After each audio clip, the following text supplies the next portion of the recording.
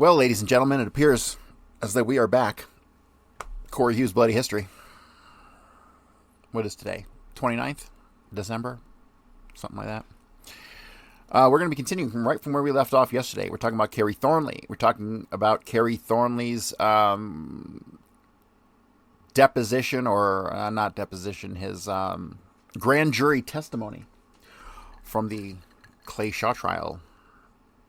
Leading up to the Clay Shaw trial. The actual trial is until 69, and we're here in 68. February 68, I believe.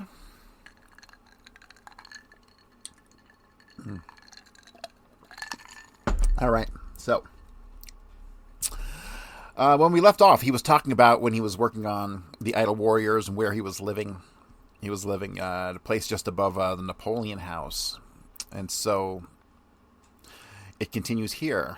Would you say this was in 1962? No, it was that winter. Wait a minute. No, I stopped working on it. It was not finished yet, but mostly finished. It was finished enough to know that I would finish it. I stopped working on it. Remember, after we moved up to the second apartment, a bigger apartment. That was near the end of the summer. That was when I started going with Jessica and Greg. Went back to California to go to school, to state school, and so I wasn't working on the Idle Warrior. I was reading parts of it to Jessica, and she was going to type it for me, and she typed about 2 chapters. Where was your money coming from? I was drawing unemployment for a while, and I was working for the Foster Awning Company, getting $20 from them, and then I remember I had a terribly rough period, and one night I ended up selling hot dogs on the corner. Yeah, I bet he ended up selling hot dogs on the corner. Meanwhile, I had this big breakup with Ola, and I went and shaved off my beard, and it was easier to get a job after that.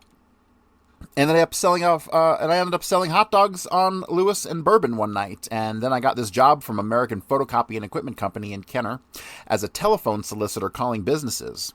And this I didn't mind too much, as it is not an invasion of privacy calling on businesses. I really enjoyed my work out there, and I was making something like $60 or $70 a week. And that is when I started hiring a typist. Finally, a girl named... What was the name of the company? American Photocopy and Equipment Company. The manager's name was Floyd Simmons, 1636 Airline Highway, next to the airport out there. I was making that money, and I didn't want to type it again right now. I didn't want to look at it for a while. I wanted to get it in book form. It had been all these short stories, and this is when I started having it typed and wrote the last chapter, which was the chapter about the investigation, the defection. Now, why I had waited on that, I don't remember. I had waited for some reason or the other. The girl who ended up typing this was Joyce Talley. She lived out of the quarter someplace, and she typed it for me. By this time, I was living on Napoleon Avenue. 2 places I lived on Napoleon Avenue, and I'm not sure which one this was. It was down in the basement sort of thing. One was on one side of Frere, and the other was on the other side of Frere. Miss Silvers, my landlady, the Russian-speaking lady, to the right of Napoleon Avenue, and she was about a half a block down. It was a nice little apartment. Was she toward the river or the lake? Toward the lake, about halfway up the block there. And I had a downstairs apartment in front there, and it was right up there around the corner, and she was living up with her parents. And this is when I was getting the final draft of the typing, and I discovered the pages had been numbered wrong, and I was very impatient. I had been fighting staff COs in the Marine Corps, and all of a sudden I had nobody to fight, and I was looking for somebody to fight with about my ideas, and nobody would fight with me. They would just evade me if possible, and the only ones I could get to argue with me were drunks. So I remember I got real upset about the pages, a little thing. I lived there for a long time, and I was at the McBee place for a little while, and I had something happen. I lost the job out at the American Photo Company. I did not lose the job. They did away with their telephone soliciting. But Floyd told me I could come out there and work on a commission basis. So we figured out this deal where I could come out and call up, and if I made a sale, I would get $5. So I started working on this, and I did pretty well. And then I began to think about setting up my own business, and I was playing around with this idea. And very gradually, I discovered I wasn't going to make any money. By this time, I knew Robin and Grace Peterman in the quarter, and Jessica and I knew them, and we became very close friends. And we got the idea one day, just after the Rider had opened up. We went in and order to make it more depressing. They went around shooting cracks in the wall before they opened. It was a coffee house, and cockroaches were running around. And so we finally said, why coffee house? Why not a key club? So we got the idea of all chipping in, and I was going to put in $20 on the rent, and I forget what the others would, but a total of $50 for the rent. And we got this place on Barrack Street. I think we got it through Blackshear. I'm not sure. And I was going to be the custodian and live there for $20 a month. So I moved in there, and then there was a period of time when I did not have a job again. Hang on a second. I'm stopping here because I'm trying to wrap my head around this time frame. So I'll tell you the key things I'm looking for.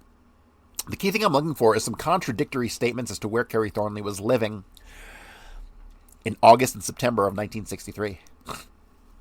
August and September 1963, leading up to the Perry Russo incidents, because the Leon Oswald, who was staying there with David Ferry, was allegedly his roommate, right? And that's obviously Kerry Thornley. So at some point, we're going to come across him talking about where he was living during that time period. So just keep an ear out for that. So the Ryder had just opened up, and we went in order to make it more depressing, they went around shooting cracks in the wall before they opened. It was a coffee house, and cockroaches were running around. So we finally said, why coffee house? Why not a key club? So we got the idea of all chipping in, and I was going to put in $20 on the rent, and I forget what the others would, but the total was $50 for the rent, and we got this place on Barrack Street. I think we got it through Blackshear. I don't know what Blackshear is. I'm not sure, and I was going to be the custodian, and I lived there for $20 a month. So I moved in there. Then there was a period of time when I did not have a job again. Then I got a job at the Fox Photo Company. It lasted just a short while because it turns out that they had lost the account when I got a job at Marks Isaacs selling shoes for Mr. Weiss. And at first, I did not think well of it, but after a while, I don't understand a goddamn word I'm reading here. Okay, Kerry Thornley's all over the fucking place.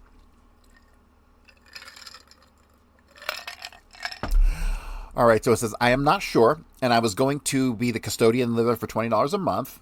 So I moved in there. Then there was a period of time when I did not have a job again, but then I got a job at Fox Photo Company. It lasted just a short while because it turned out that they had lost the account when I got a job at Marks Isaacs selling shoes. What does one have to do with the other? Nothing. For Mr. Weiss, and at first I did not think well of it, but after a while, I'm not the type who can sell things. I don't like that. I resent it myself when I go into a store and someone comes up and bugs me and says, buy this, buy that. So I worked real well for a while. I was working on a commission basis, and I gradually got worse and worse, and also have to stretch the truth a little bit here and a little bit there in selling these shoes, and it carried over into my personal life. I found that the more I lied selling shoes, the better I could do it. And I was encouraged because I didn't call it lying. And I caught myself telling whoppers to my friends, so I decided to quit. And I did not have another job, and I think I came back there for a short time. And this time, I did not tell him goodbye or anything. I just walked out. So this made it hard for me to get another job. And I went on another of these starvation kicks. What time period are we in now? March 1962 to May 1962. What was Mr. Weiss's first name? Oh, wait, it was Hal. Hal Weiss. I'm pretty sure it was. No, I'm thinking of Hal Weisberg. It was. I just don't remember it. Okay, then I quit about March. And then there was a period when Vic Latham and I sat around. And he would go out and borrow cigarette money from somebody. And once a day, he would manage to borrow cigarette money from somebody and would sit around smoking. His brand was Lucky's. I kept applying for jobs, and people kept putting me off and said they call me back next week. And in a couple of days, it was getting to be really, I was getting to be hungry and didn't know what was going to happen to me. And once in a while, I would get up 15 cents and go to market and buy a loaf of bread and go to Vic's roommate, who had a jar of jelly, and just put some jelly on the bread and drink water and sit around and philosophize. Finally, Vic got a job with a theater group called Way Off Broadway here in the quarter. This Bill Schmidt was a real con man, but Vic knew this, as he had worked for him before. So he warned me and said, just make sure you get your money. And make sure he pays you in cash. He offered me $80 a week to put out posters for him. And I started working for him too. Then Vic got a job as a waiter in St. Charles and got me a job there too. He got me a job there as a busboy, and in a little while I got a job as a waiter there too. That job lasted until I went back to California and took leave of absence. Then I came back. I did not get along with the guy in charge, so I didn't stay there very long. When did you leave for California?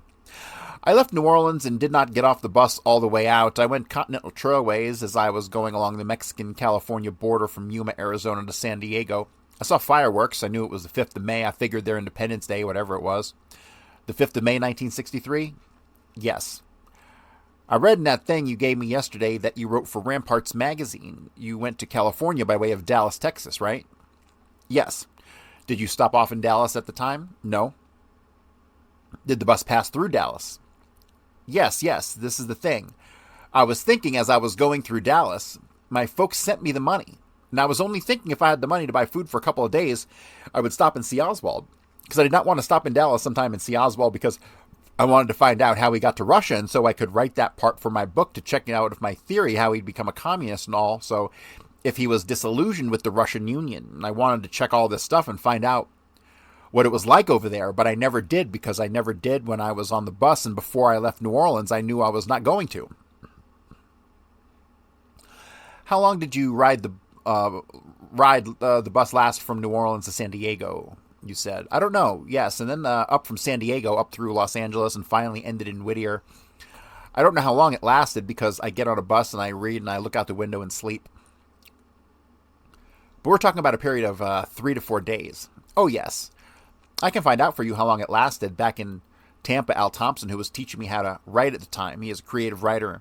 Later, he was going around telling everybody he taught me how to write, and he was a former creative writer at the University of Arizona.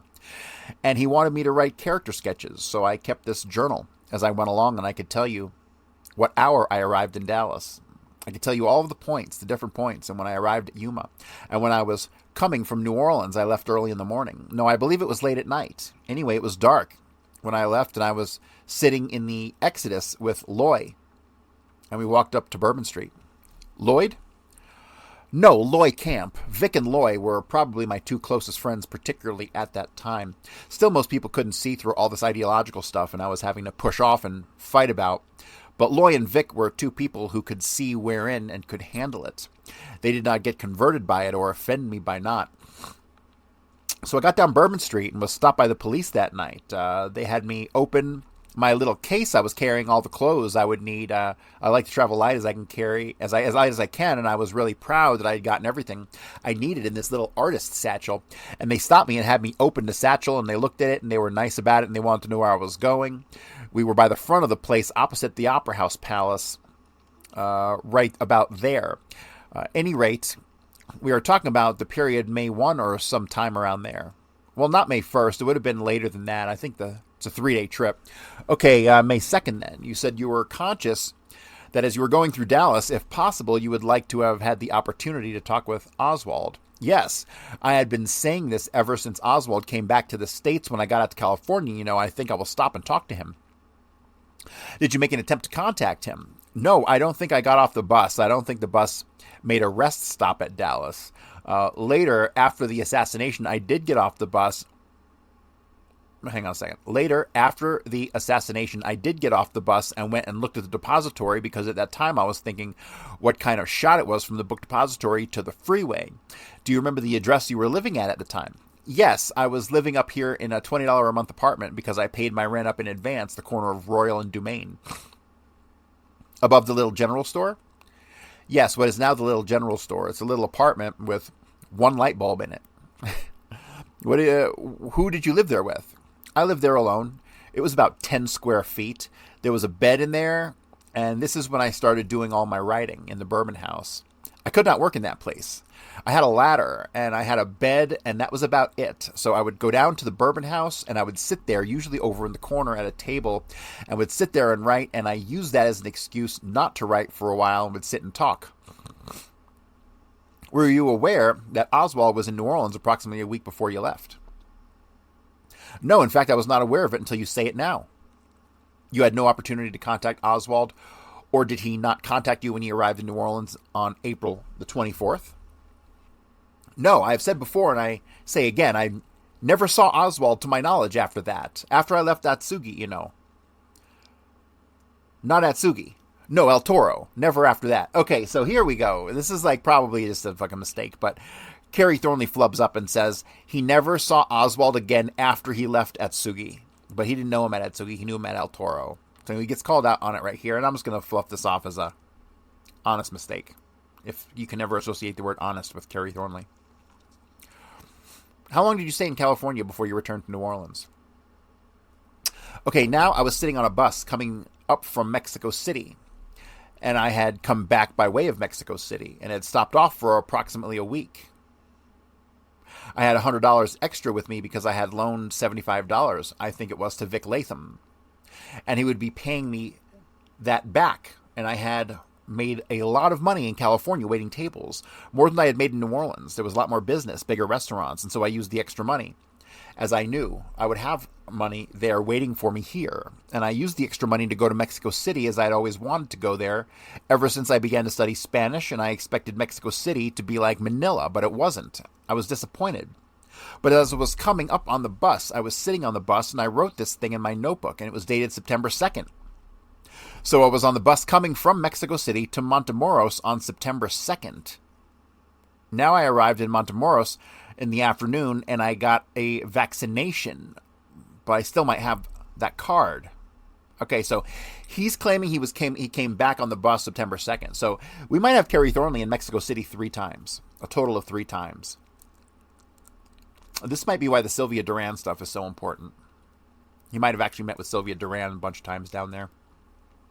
One day I'll get into the Sylvia Duran stuff. I never have. It's part of the superfluous, outer layer that I haven't really delved too deeply into. But Sylvia Duran was arrested, kept for a couple days around the assassination, so there's some significance there. The whole Mexico City trip obviously was Kerry Thornley, right? But here he's putting himself. He went there in May to go to California, stayed for a couple months, comes back through Mexico City. Why the fuck he would take the same route back through Mexico City is ridiculous. Give me a fucking break. But he says he did it anyway. But then obviously we have the time period where he comes back here, and this is when he's staying at fucking David Ferry's. Okay, here we go. This is good stuff. So he leaves in May of 63, goes to fucking California. Allegedly. We don't know this. This is just what we have his word on. We have no other documentation to prove any of this, okay? But he comes back through Matamoros September 2nd, gets to New Orleans, and this is when he's fucking staying with David Ferry. So he comes right back from his trip from California and Mexico City and all this stuff, and he stays with David Ferry.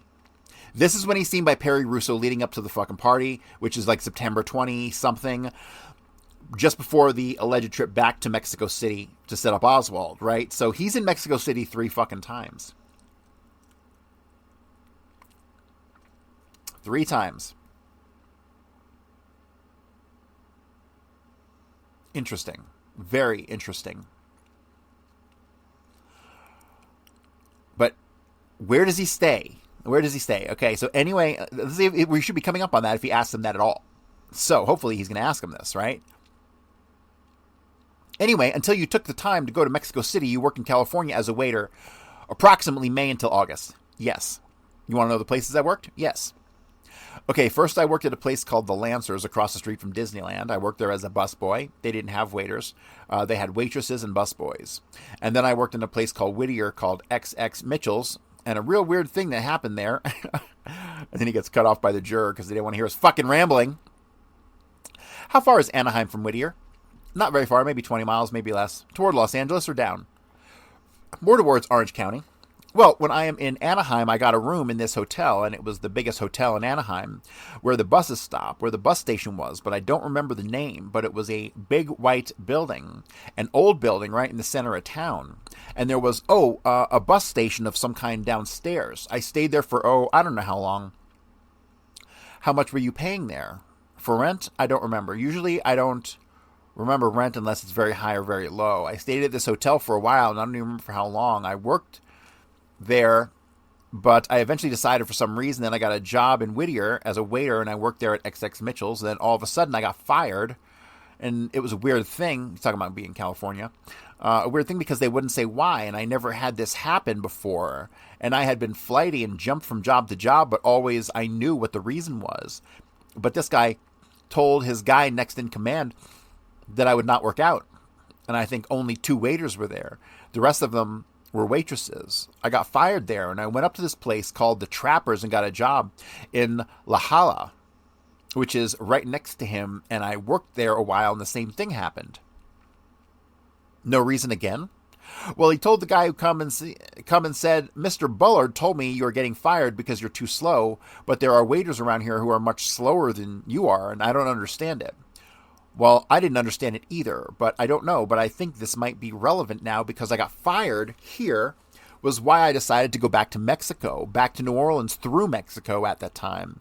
If I had kept the job longer, I would have stayed about another month because I got fired. Well, $100 extra. My parents took me to Tijuana.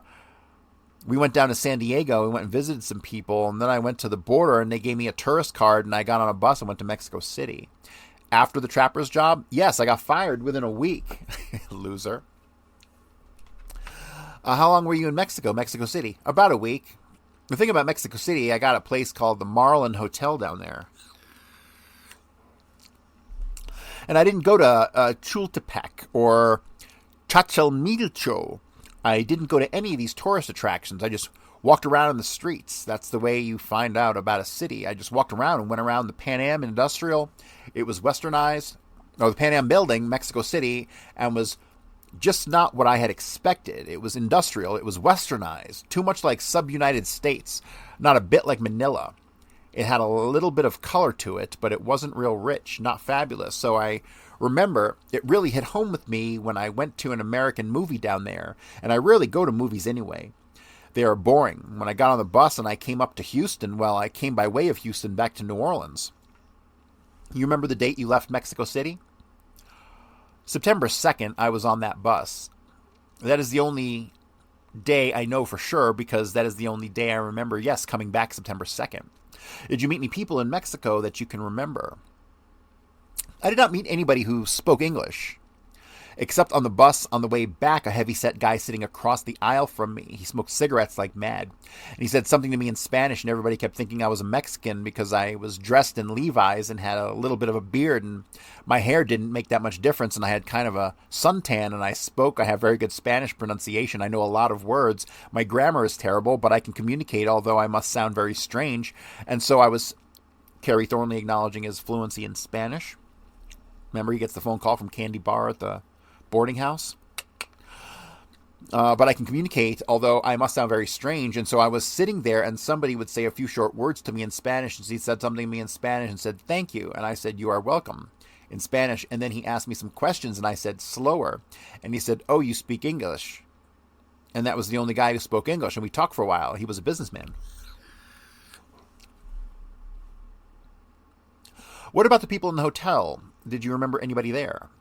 No, a clerk downstairs. I didn't know anybody, and my Spanish was not well enough to enter into discussions. You couldn't get acquainted with people.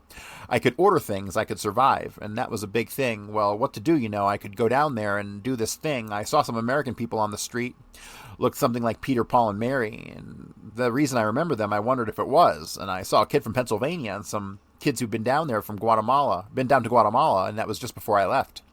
So you arrived back in New Orleans about September 4th. I imagine, yes. Did you at that time have occasion to hear about Oswald being in the city? No, I did not hear about Oswald until after the assassination, and if I had known Oswald had been in the city, believe me, I would not have gotten into a squabble with this waitress in the Kennedy bit. Because the more news kept coming out about it, the more paranoid I kept getting because I thought they were going to suspect me for sure. That is why I went to the FBI and said, "Look, I went through all this and I will clear myself." How many people would you say are friends of yours who knew that the book you were writing, The Idle Warrior, was patterned after your Marine buddy Oswald? Clint was reading The Idle Warrior at that time.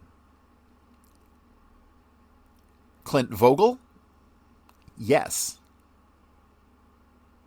So here he's talking about a guy named Clint Vogel. But we know his handler was Clint Bolton. Is he talking about the same guy? Let's find out. Clint Vogel, yes. And shortly after the assassination, he came in and sat next to me in the Bourbon House and said, "You are not mad at me?" And he said, "No, I think a lot of people, the remarks you've been making are in very poor taste, but I know you are that way and I'm not mad at you." He said, "I've been checking over The Idle Warrior and that jumper. Is he based on Oswald?" I thought I had said Oswald to Clint. It kind of surprised me that he didn't know. And I said, "Yes, this is Oswald, the guy who went to Russia. Did you read about him in the papers very recently as coming back, this sort of thing?" And as I said this to Jessica many times, and to Joyce Talley, who typed the manuscript, and to Sandy and Alan. Why Alan's last name is redacted here, I don't fucking know, but it is. And to anybody who wanted to read the real thing, I was glad to show it to them.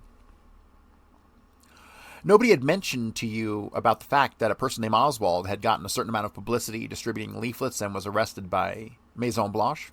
Not a soul. I don't think the people remembered his name was Oswald. Remember that his name was Oswald, the guy in the book. Nobody ever said to me, and I did not think it strange at the time.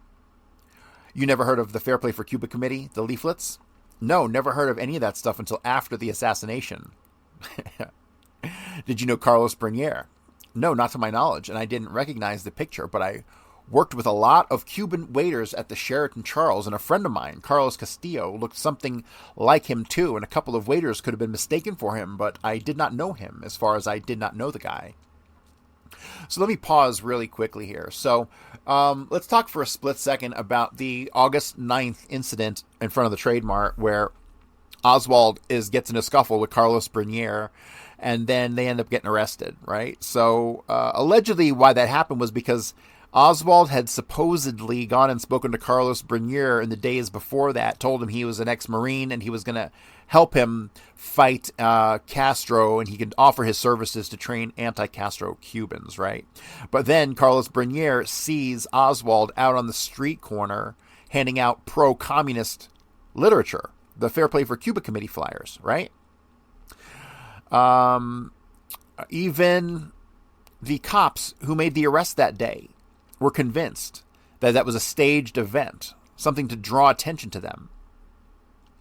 And I'm starting to get the impression that the person who actually met with Carlos Bernier, and this is why they're asking, the person who met with Carlos Bernier and offered services as an ex-Marine to train the fucking anti-Castro Cubans was Kerry Thornley, not Oswald. And Carlos Bernier was in on this setup of Oswald in as far as the August 9th incident goes, right? Carlos Bernier knew that Oswald was not Kerry Thornley, okay? All right. Let's keep moving. What did you do after you arrived back in New Orleans? When or before I left New Orleans, I had gotten to a place where I had mellowed in my ideas. It was not absolutely essential for me to go out and convert everybody to my ideas. This was the spring of 1953, and I started relaxing a little bit more. But no, it must mean 63. Spring of 1963, and I started relaxing a little bit more. Okay, so I want you to notice how he's not answering the fucking question. He's talking about the spring of 1953 in this paragraph, but he's back in September 4th, back in New Orleans, September 4th of 1963, right? So he's deflecting the fucking question. I started relaxing a little more, and people started liking me, and I read a book by Alan Watts, and it opened my mind a little bit. Somebody recommended it to me, and I had this scene where I had this fight with this girl, and I had hit her, and it scared me. And the thing was, you know how the Bourbon House is. People were buying drinks, and hey, congratulations, she's been to Mexico. She had been to Mexico City too. She was talking about how great it was, and she lived there too. And so after I started thinking maybe something is wrong with my philosophy, and maybe I am applying it wrongly, and if I was not applying it correctly, then these folk singers came in, and they would all get together at the Exodus Club afterwards. This was spring of 1953. Yes, then they would leave the Exodus Club, and the whole audience would go to somebody's apartment, and they would have a party which would go on for about 3 weeks. And I would go to work and go back to the party, and go back to work and back to the party. And I know a lot of people then. And I went to California around April 17th, which was my birthday. And my parents sent me this money, and they said, come see us. And I wanted to by then anyway. So I went out, and when I got back, I started looking at it. It was for this kind of magic I had found that spring. And you notice he isn't answering any fucking questions here, right? He's just going on a diatribe. Jesus fuck. Where the fuck was I? So I went out and I got back, and when I started looking, it was for this kind of magic I had found in the spring, and it wasn't any place that I started drifting around with people, just sitting around the Bourbon House. And we would talk. Jerry Jennings, Lane, Roger Loving. This is when I got to know Roger and that group. I had known Roger and that group that spring, and we did not know each other well. That's when it got my jaws a little tight, when I found out that you had interviewed all of these people, and none of my friends, none of my close friends. There was this thing, it wasn't there anymore. These guys and folk singers, it was just a whole different thing. Come back to the port, and half of the people had left, you know. I went around and looked for it and couldn't find it. I worked at the Sheraton Charles for a short while after I got back, and I stopped working there and worked for Carlos Castillo for a while. Then got mixed up with John and got this job at Arnaud's. I was hard up financially. There was a strike going on, and it was an easy to get job. So remember, this whole time he's talking about between September 4th and the September 25th-ish time period, right? The 20 days, 3 weeks. 3-week time period. A lot going on in that 3 weeks, right? I guess. He's full of shit, of course. But this whole time, has he talked about where he was staying? Yes. Okay, hold on a second. I'm putting two and two together here. Okay. So they would leave and go to the Exodus Club, and they would go to somebody's apartment, and they would have this would go on for 3 weeks. Okay, hold on a second. All right. This motherfucker. Do you see what he just did here? He gets back September 4th, and then he says he would go to a fucking party at the Exodus Club. Well, this is spring of 1963, but he's obfuscating this information. I think that he's giving out bits of information because he's talking about a 3-week party here at the same time that I'm interpreting that this is where he's staying with David Ferry. Or is he talking about spring of 63? I can't even follow this cocksucker.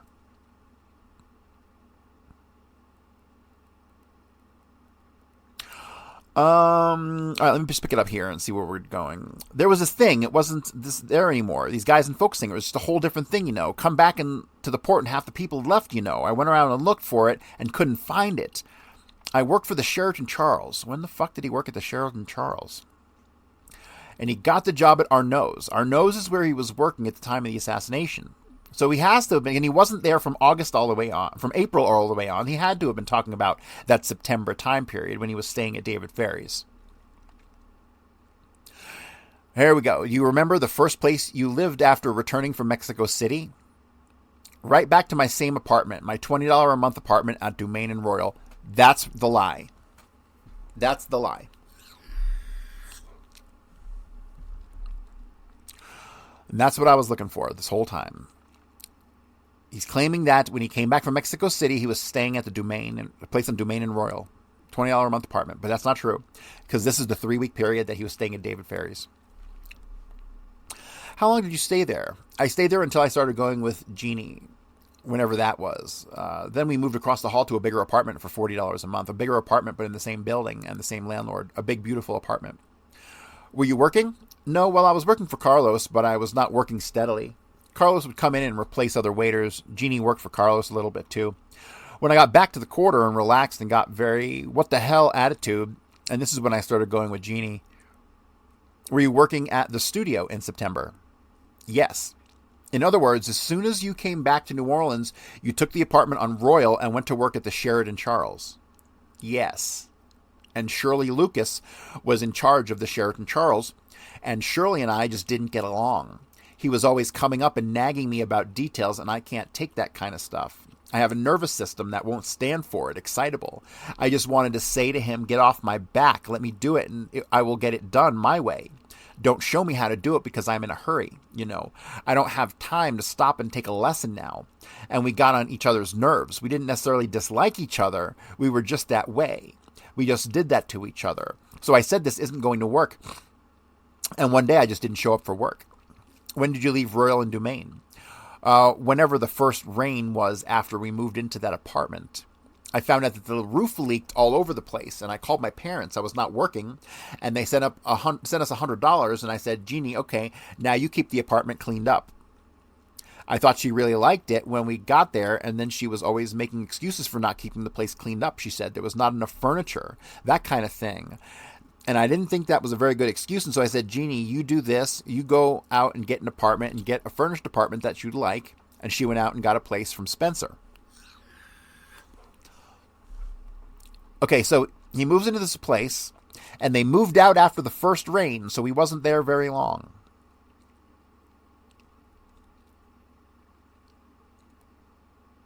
He's not making sense, if you notice, because he came back and he got his old apartment back, and then he starts going with Jeannie Hack, and then they got the apartment across the hall. But did they do all, and then he moved out by the first rain. But did he do all this in the fucking 3 weeks by the time of the trip to Mexico City? No. Of course not. Ridiculous. Do you know how she happened to go to Spencer? No, I don't. Did she mention an ad in the paper? No, she went out walking and came back and said, I have a place. I think. Well, I won't tell you what I think, but I sure have an opinion about it. Any particular reason for moving out of the quarter? There was some reason for moving out of the quarter. I think I had said, let's forget about the quarter. I don't know. Maybe it was getting me. I don't know. In relation to the assassination, how long was it before the assassination that you all moved in at 824 Dauphine Street? Not long before the assassination. It must have been about 2 months, probably less than that. So I think that, I'm not 100%, but I'm pretty sure we have some kind of confirmation that he did live at the Dauphine Street address, right up the road from Clay Shaw. So, that being the case, piecing together Kerry Thornley's timeline, he returns from California through Mexico City September 4th.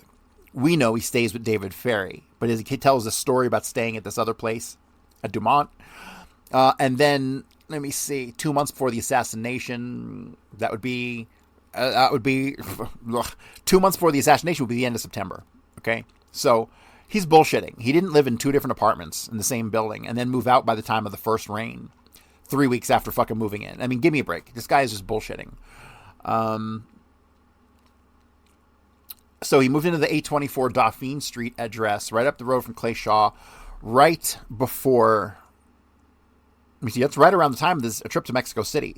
But he didn't get back from Mexico City until October.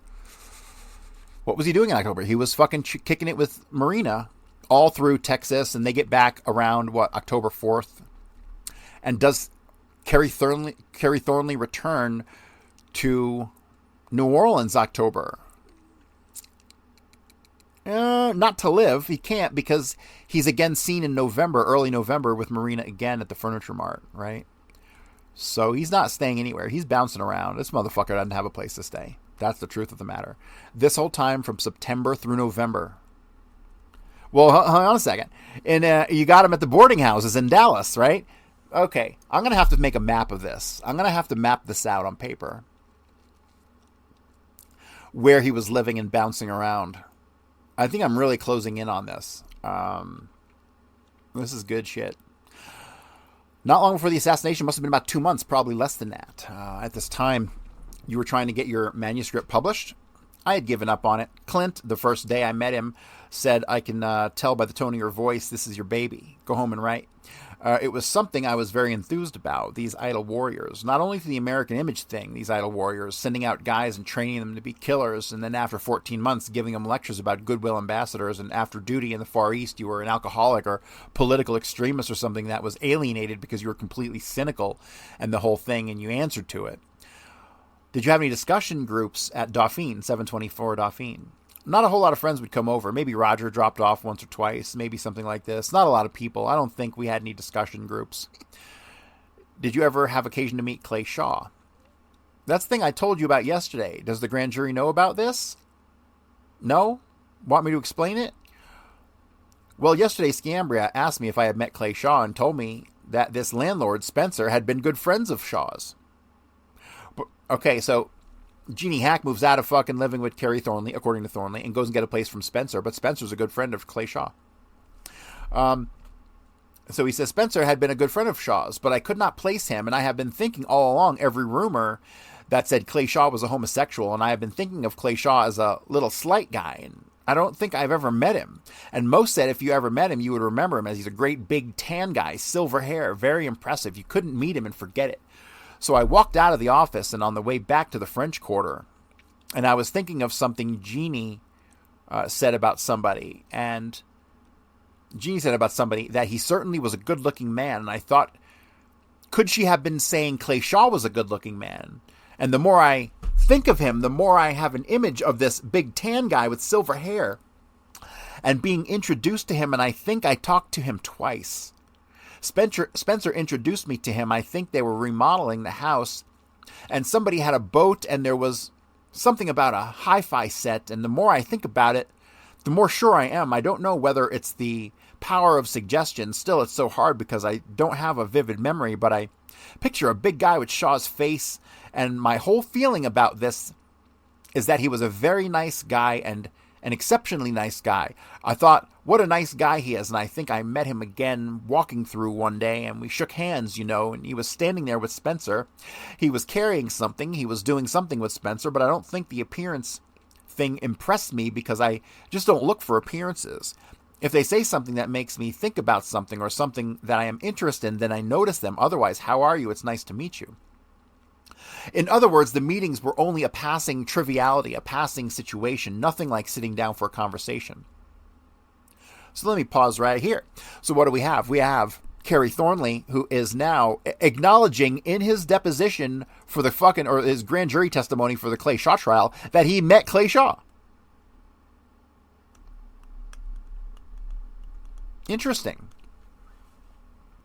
Well, he would have his door open, Spencer would, while having this remodeling done. And we would walk by and say hi. And he would even say, come on in. Jeannie and I were walking in there and they just showed us what they were doing. And they had some other guys there too. That was his roommate or something. And I had figured these guys were homosexual. And they were all nice people. That is the thing I remember. And I remember that I felt so bad when I was leaving and I only had to spend that money where I could be looking for a job rather than spend it in New Orleans when I decided I wanted to get out of the French Quarter. Another thing, you asked me about this business. Did I have a fight with Jeannie with the joining of a right wing or something? Okay, the Kennedy assassination happened, and I realized how alienated I was from people around me, and I became the most hated person in the quarter. The Bourbon House sense of humor is a very grim. Roger Loving would be sitting here drawing cartoons of Vietnamese bunks soaked in gasoline, and anybody got a match, they think they're very funny. It's just that this is not taken seriously, and I went into the Bourbon House with the same attitude about this, and so that made an evil thing out of it too. You're talking about the night of the assassination. Yes, I could not drop it then. I went, this is right, this right-wing organization. What I had said to Jeannie, I said, I'm going to be leaving town and I want to be with my kind of people. I'm going to go to Alexandria and get a job there because Bob Arnold is there and he told me I could stay with him. You're talking about Alexandria, Virginia? Yes. And I said I'm going to get a job there for a while and stay with him. And then I'm going to New York and try to get a job with NBI or something and work for the Ayn Rand people because I went back into the shock of this thing. Oswald getting killed and I suddenly became an outcast in the French Quarter and all this business. So maybe I was right in the first place and I would go back to my philosophy again. And so I expressed this thing about going up to New York and be with my kind of people. Before we get away from the assassination, do you ever remember going to Clay Shaw's apartment? I would say, no, I am sure that I never went in Clay Shaw's apartment. I wasn't sure that I had met Clay Shaw. Were you aware that he lived at 1313 Dauphine Street? No. Did you ever have occasion to meet Jeff Bitterson? Maybe. Maybe over at Spencer's apartment? There was that roommate, whoever he was, that is all. I did not remember the thing about Spencer's. Mother's writing, but after you said that, I was thinking about it the other day. He said his mother was a writer, and he wanted her to see the manuscript. Tell us what you were doing in New Orleans the day of the assassination. Yes, I was waiting tables at Arnaud's. Do you know what time did you get off from work? Around midnight sometime. We might have got off early because the assassination killed business entirely. Hold on a second. Around midnight sometime, he's lying because he was in Dallas, right? And he was on his way back to Dallas between the time of the Texas Theater incident and the time that he allegedly gets back around midnight, right? So around midnight sometime, we get off early. We might have got off early because of the assassination killed business entirely. So we might have got off early. How does he not remember this thing? He's got an amazing selective memory. When were you first contacted by the FBI or Secret Service? I was waiting tables, and we were waiting on the last people at midnight, Saturday night, 36 hours after the assassination. Okay, Jesus, hallelujah. Okay, Jesus, hallelujah. I knew we would fucking get there. I knew eventually he'd stick his foot in his fucking mouth. Okay, so what have we discussed prior to this? What have we discussed in regards to who came and seen Kerry Thornley, right? Because he was going back and forth with the FBI. We determined the FBI came and saw him that Sunday into Monday, going the 24th or 25th at midnight, right? Which is significant. Why? Because it's the same time they raided David Ferry's house. So they connected all these fucking guys at the exact same time and went and talked to them all at the same time. Okay? But here he's saying the first time he was contacted was not the night of the assassination. It was 36 hours after the assassination. He was waiting tables, not the night of the assassination, but the next fucking day. The next day. Okay? I was waiting tables, and we were waiting on the last people at midnight, Saturday night, 36 hours after the assassination. So now we can totally fucking ignore any kind of suggestion that the Secret Service came and talked to him immediately that night. It wasn't immediately that night. 36 after the assassination was Saturday night going into Sunday night. That's the Secret Service coming for him. 24 hours later, the FBI came for him. And the head waiter walked up to me and said, "Hey, Kerry, there is someone here to see you." And I saw these nice, distinguished people. And I said, oh, this is it. They showed me Secret Service badge, and they went into this room and sat me down in one of Arnaud's side rooms there, and we talked. They were very nice, and they asked me if I ever heard the name Alex James Heidel. They asked me all kinds of questions about Oswald, and I think they asked me maybe 3 times. They said, "Are you sure you don't own a gun?" But they didn't ask me, like, suspiciously. Did they ask you anything about the CIA? Not that I can recall. They just seemed to ask me what kind of guy Oswald was, this sort of thing. How long did they talk to you? I don't know. I think it was probably a half hour. They said one thing towards the end after we got through with the questions and got to the casual conversation. They said, "We feel that he is trying to cover up for somebody." And I said that guy couldn't keep his shoe shined. And they said, "Well, maybe he didn't do it. But why don't he talk? Maybe he's trying to cover up for this Heidel," or I got that impression. Then when I got down to Bourbon House and I mentioned it to somebody, they said, "Oh, Heidel is an alias for Oswald." Then I dismissed the whole thing. Where did you go after you left that night? I went to the Bourbon House, I think. Did they give you any indication as to why, after 36 hours after the assassination, they were saying Oswald may not have done it when there were reports that he was the lone assassin? Seemed to be personal opinion. When were you next contacted? Saturday night. Okay, I was next contacted the day that Oswald was killed, because these guys had not yet learned that Oswald had been killed. They first heard it from me. Somebody told me. They didn't ask me any questions about Oswald. They asked about my trip to Mexico. They wanted to know about this stuff, and I had begun to see that this travel pattern was emerging, and they wanted to know all this stuff. One guy sat and looked at me while the other guy questioned me. This time it was a little sharper. Did you have any indication how your name came up so fast? I know now. Jenner told me. He said the FBI had received a report from an artist in Pirates Alley named Carnation Roski that a girl named Jean Thornley, who was Jeannie Hartley, the girl I was going with, Jeannie Hack, okay? Jeannie fucking Hack, the girl I was going with, and she said to Tony Shimbrowski that I said I was next in line to shoot Kennedy if Oswald didn't do it. Okay, so this is a fucking hilarious paragraph. Let's read this again. I know now. Jenner told me. He said the FBI had received a report from an artist in Pirates Alley named Carnation Roski that a girl named Jeannie Thornley, who was Jeannie Hartley, the girl I was going with, and she said to Tony Shimbrowski that I said I was next in line to shoot Kennedy if Oswald didn't do it, and that I had a shotgun for that purpose, and she said I owned the shotgun. Fortunately, I only did not own a shotgun. I think a shotgun is a poor assassination weapon. Did you actually say that? What? What Jeannie said you did. No, I didn't. What I said was, look, you and I won't get along. We have 2 different ideas, because I was still mad at all these people getting mad at me, and I had trapped myself into this, and I was not going to get off it. And I said, look, the only difference between Oswald and me is he happened to be there with the gun at the right time and had the guts to do it. And I said, I don't want to be with you because you are too different for me and it won't work. She elaborated a little, and I found out afterwards she had said all kinds of things, not only about the assassination, but all kinds of other things. She was just a psychopathic liar. So that tells me that's important. Jeannie Hack. We're going to have to study Jeannie Hack in depth and figure out what the fuck she said. What were some of the lies that she told? She said in some letters that I found laying around the apartment, and she wrote these letters home saying we'd gotten married and had pretended to be married because her father lived in New Orleans and she didn't want to upset him. I didn't want to get married to somebody I didn't even know, and we were going together, and so we finally compromised by going across the river and coming back and saying we'd been married. And then when I didn't count on, people start giving us wedding presents and giving us things. And then she wrote us this letter where I found the letter where she said that I was the manager of a photographic firm. And when I was married, I was unemployed, and that we lived in a southern mansion, and on like this. We were living in that place above the Little General, and centuries ago, that was a southern mansion, and a complete departure from reality.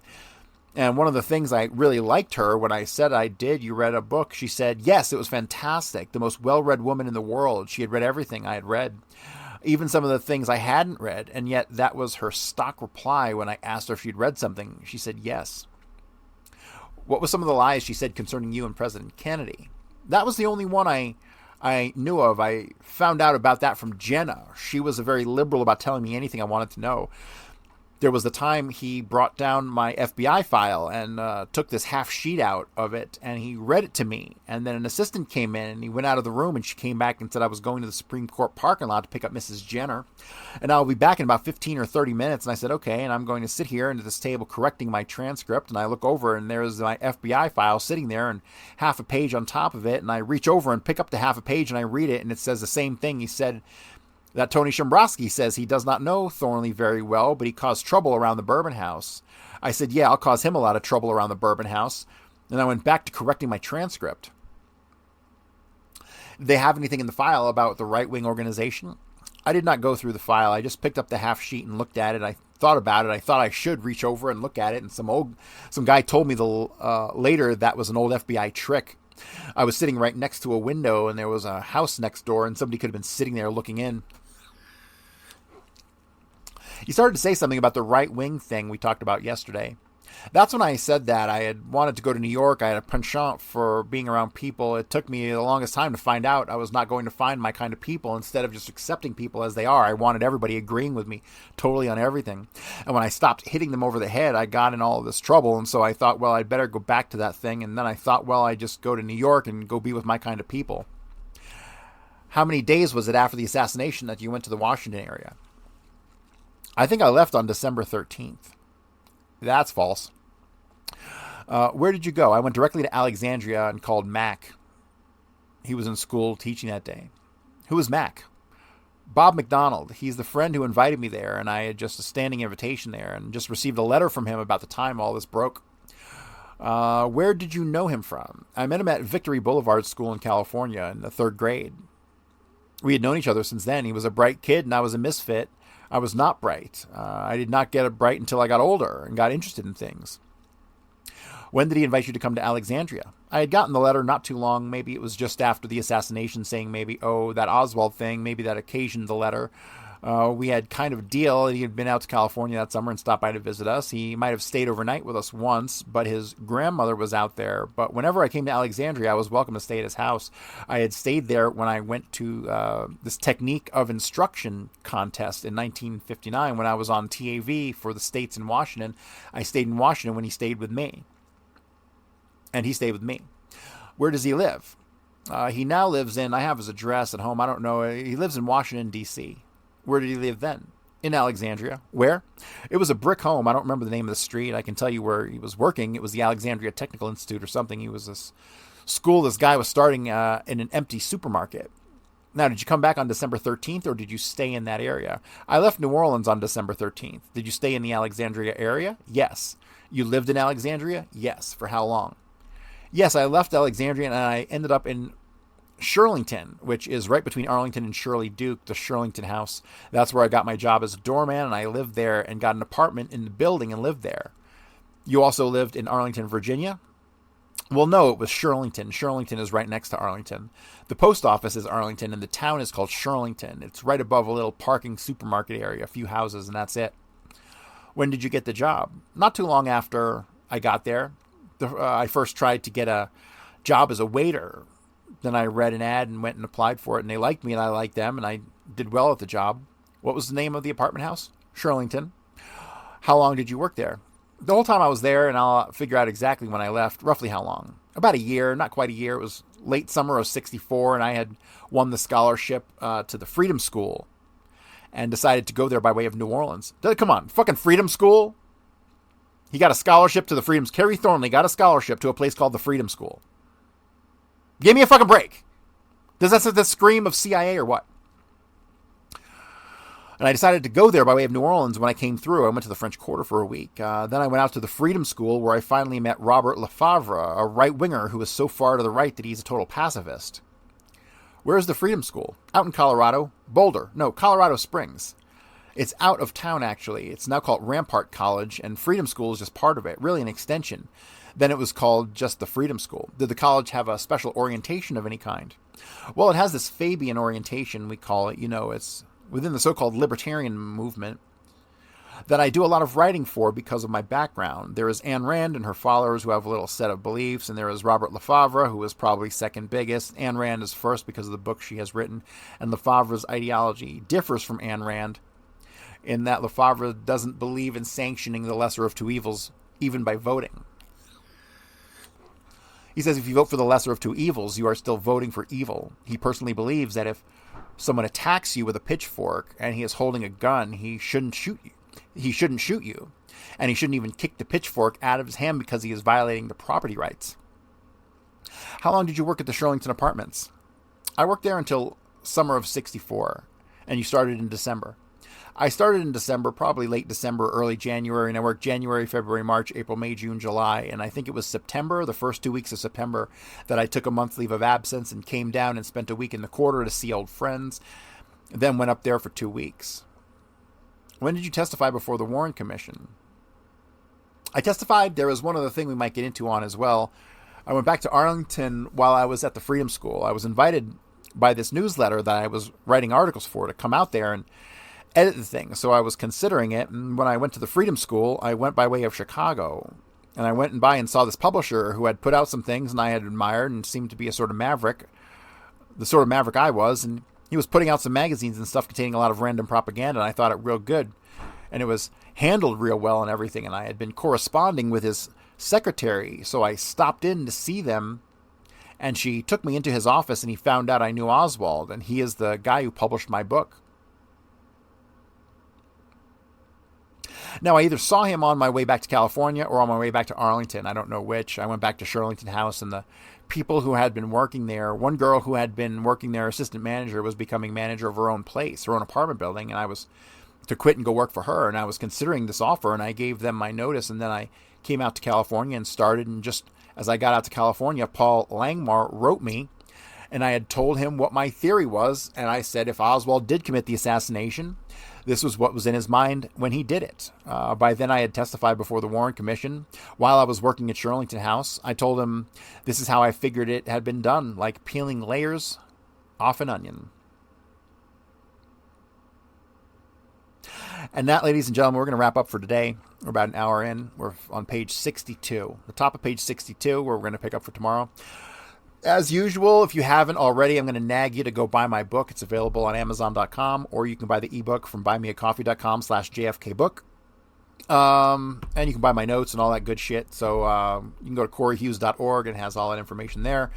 But I will be back on Monday. Will we wrap this up? Yeah, we're probably going to have to wrap this up on Monday, so it might be a longer show then. But that's going to do it for today, guys. Have a great weekend, and that's it.